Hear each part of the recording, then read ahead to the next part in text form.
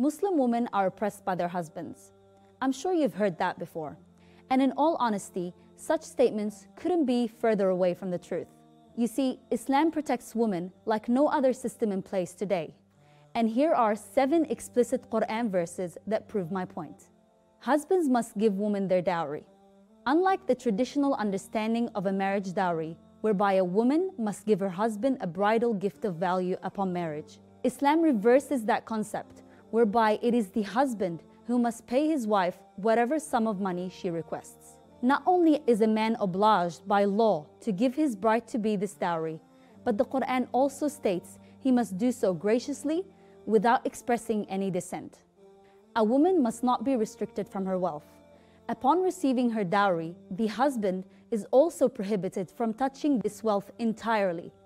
In fact, the Quran mentions that even if she received an immense sum of money, the prohibition still applies. Husbands must always treat women with kindness.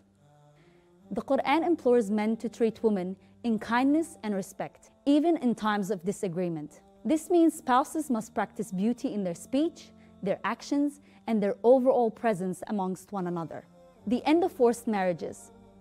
Prior to Islam, following the death of a woman's husband, the husband's family would inherit her as a widow. Islam came to annul this ignorant practice and give a woman the right to be her own agent. In fact, Islam gave women the right to choose their own husbands, as clearly shown by the great statement of the Prophet Muhammad ﷺ. Husbands must spend on their wives. In an Islamic household, a man is obliged to financially provide for his wife.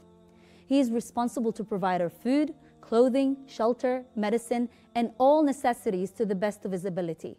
This includes providing his wife the same standard of living he expects for himself. Avoid bitterness in divorce. In many instances in the Quran, God would advise Muslims towards patience and avoiding divorce. He in fact states that if the two spouses truly wanted to resolve their issues, Allah would reconcile the two of them together. Nevertheless, if divorce does happen, Allah advises both spouses to do so in a manner that is both righteous and honorable, void of all hardship and conflict. The right to inherit. Prior to Islam, women would be quite restricted when it came to what wealth they could inherit following the death of their husbands. That is, if they were entitled to anything at all. Islam came to set in place certain regulations that would ensure a woman would secure a select sum of money following the death of her husband. The amount a woman receives would of course vary according to different circumstances. So while yes, some Muslim women, like all other women, may be oppressed in their homes, clearly it has little to do with Islam and more to do with our lack of Islam.